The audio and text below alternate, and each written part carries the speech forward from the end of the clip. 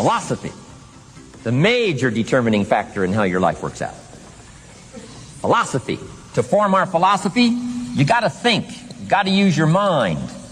You got to process ideas.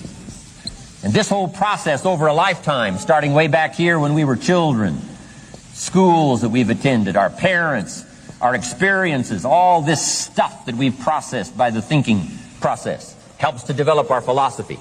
And in my opinion, each person's personal philosophy is the major factor in how your life works out.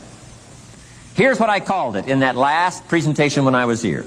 It's called the set of the sail. Each person's personal philosophy is like the set of the sail. Now, I used to think it was circumstances that ordered my life. If someone would have asked me at age 25, Mr. Rohn, how come you're not doing well? Pennies in your pocket, creditors calling, nothing in the bank, behind on your promises to your family, you live in America, 25 years old, got a beautiful family, every reason to do well, and things are not going that well for you. What is wrong here? It would not have occurred to me to blame my philosophy. I mean, it would not have occurred to me. Saying, well, I got this lousy philosophy, and that's how come I got pennies in my pocket and nothing in the bank, and things aren't working well. That would not have occurred to me. I found it much easier to blame the government. Much easier to blame the tax problem. I used to say taxes are too high. Top tax rate when I first started paying taxes, 91%. Back then, when your income reached a certain level, all your income over that, 91%. So I used to say that's too high. Now the top tax rate's about 33%. But people are still saying what? Taxes are too. See, but you can't use that anymore. If it's gone from 91 to 33, how could it be too high? Come on.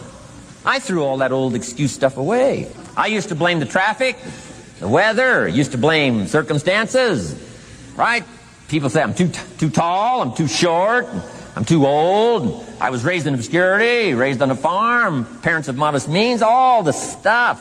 If you were to ask me, how come you find yourself here, Mr. Rohn, age 25, living in America, land of abundance and opportunity, pennies, zero in the bank, not doing well, creditors calling, it would not have occurred to me to blame my philosophy. I found it easier to blame the company policy. I used to say, if this is all they pay, how do they expect you to do well? So I figured that, my future was going to be tied to what everybody else was arranging, the economy and, right, interest rates. I used to say things cost too much. That was my whole explanation, not my philosophy, until my teacher taught me better that this is where the problem was, my own personal philosophy. Here's what's exciting about each person's personal philosophy. That's what makes us different than dogs and animals and birds and cats and spiders and alligators. That's what makes us different than all other life forms. The ability to think, the ability to use your mind, the ability to process ideas, and not just operate by instinct. In the winter, I'm telling you, the goose can only fly south. What if south doesn't look too good? Tough luck. It can only fly south. But see, human beings are not like a goose, can only fly south. I mean, you can turn around, go north, you can go east, you can go west, you can order the entire process of your own life. And we do that by the way we think. We do that by exercising our mind. We do that by processing ideas and come up with a better philosophy, a better strategy for our life, goals for the future, okay? Plans to achieve those goals. All this comes from developing our philosophy. Philosophy helps us to process what's available. Well, when we get here, we got seed, and we got soil, and we got some rain, and we've got some what? Sunshine, and we've got some seasons, and what? The miracle of life. Now, the key is, what do you do with all this stuff? How do you turn all this stuff that's available here into equity and promise and lifestyle and dreams and future possibilities? All of this that's possible now with human beings, how do you take all this stuff and turn it into this equities and values? Well, it starts with philosophy. What is the seed? What is the soil? What is the sunshine? What is the rain? Is it possible to take some of each of all the stuff that's available and turn it into food and turn it into value and turn it into nourishment and turn it into something spectacular and unique that no other life form can do? And the answer is yes. But you cannot deal with all this stuff and what to do with it unless you start refining your philosophy. Think, use your mind, come up with ideas, and strengthen your philosophy.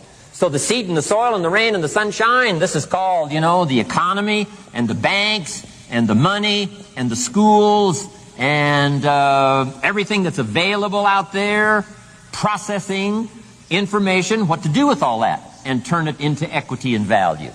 That is the major challenge of life, my personal opinion. So each person's personal philosophy now is going to determine what you're going to do with seed and soil and sunshine and rain and miracle, the change of seasons. That's it. My personal opinion. Each person's personal philosophy is like the set of the sail. That's what this seminar is for today. Help you to trim a better sail. You don't need a better economy.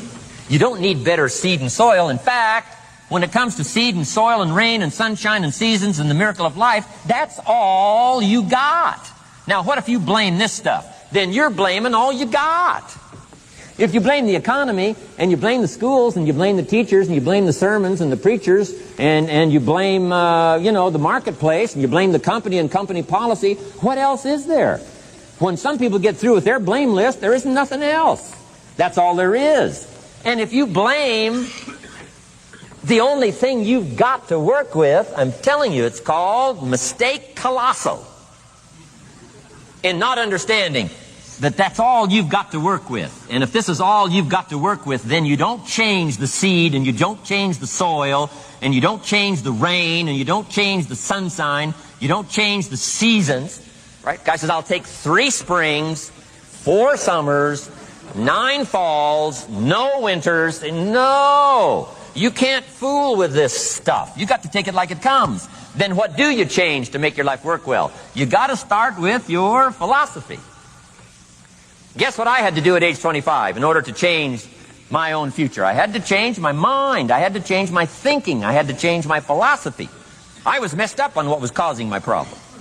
And once I got that straightened out, that all the stuff I blamed, the government and taxes and the marketplace and the economy and things cost too much, negative relatives, cynical neighbors, once I got rid of that and started going for where the real problem was, which was me, I'm telling you, my life exploded into change. My bank account changed immediately. My income changed immediately. My whole life took on a whole new look and color immediately. And the early results I got from making these philosophical changes tasted so good, I've never stopped the process from that day until this. And I'm telling you, with a little consideration of the refinement of your sail, by setting a better sail, refining your philosophy, your whole life can start to change from today on. You don't have to wait till tomorrow. You don't have to wait till next month. You don't have to wait till spring. You can start this whole process immediately.